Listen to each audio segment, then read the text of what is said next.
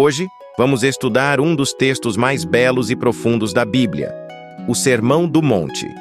Ele é descrito como o mais lido, porém o menos compreendido e praticado. Nele, encontramos os mais altos padrões morais, as maiores verdades espirituais e tudo o que Jesus deseja que seus discípulos sejam e façam. Jesus proferiu o Sermão do Monte logo no início do seu ministério público. Mateus descreve este momento de forma simples, mas impactante.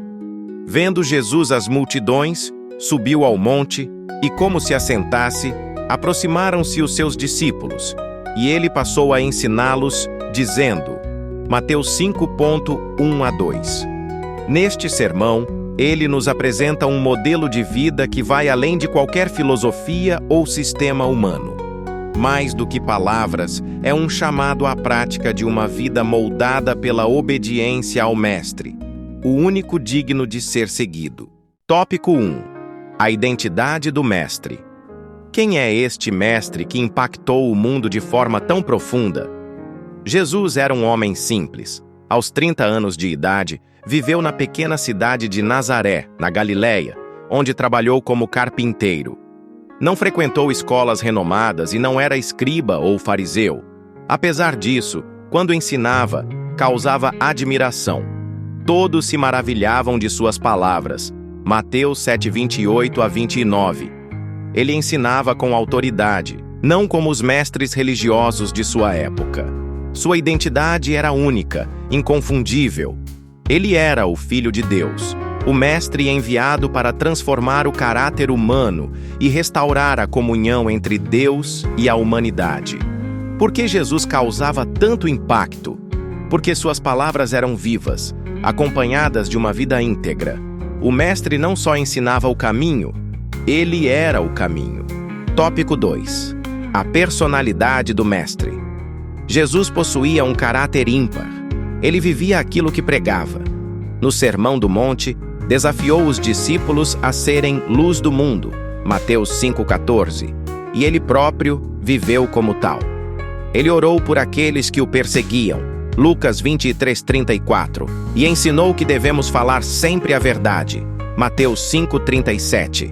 Além disso, sua autoridade era inquestionável. Ele falava com convicção, não como os escribas, que apenas repetiam o que outros diziam. Ele tinha uma mensagem original, vinda diretamente de Deus. Pilatos declarou, não encontro culpa alguma neste homem. João 18:38. Mas acima de tudo, Jesus demonstrou obediência perfeita. Ele veio para fazer a vontade do Pai, afirmando, não vim para revogar a lei, mas para cumpri-la. Mateus 5:17. Esse é o modelo que devemos seguir. Uma vida de submissão e obediência à vontade de Deus. Tópico 3. A pedagogia do Mestre. Jesus, o Mestre por excelência, aplicou princípios pedagógicos únicos.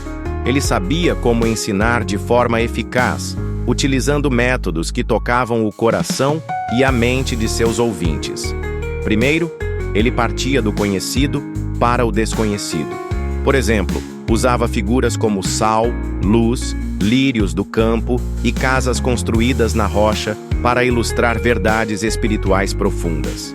Ele também fazia perguntas provocativas como: qual a recompensa em amar os que vos amam? Mateus 5:46. Além disso, Jesus usava histórias para ensinar. A parábola dos dois construtores, Mateus 7:24-27, é um exemplo de como ele transformava verdades eternas em lições práticas e memoráveis. Jesus ensinava com amor, paciência e simplicidade. Ele valorizava cada pessoa, compreendia suas necessidades e mostrava como aplicar os ensinamentos de Deus à vida cotidiana. Conclusão. Por que devemos estudar e aplicar os ensinamentos do Sermão do Monte? A resposta está no Mestre. Jesus não foi apenas um grande professor. Ele foi o maior exemplo de obediência, amor e integridade.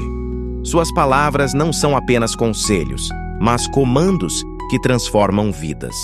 O Sermão do Monte nos desafia a sermos luz e sal em um mundo marcado pela escuridão e corrupção. Ele nos convida a construir nossas vidas sobre a rocha firme que é Cristo, vivendo em obediência a Deus. Hoje pergunte-se: você tem seguido os ensinamentos do Mestre? Tem permitido que sua palavra transforme o seu caráter? Lembre-se, Jesus continua sendo o Mestre por excelência.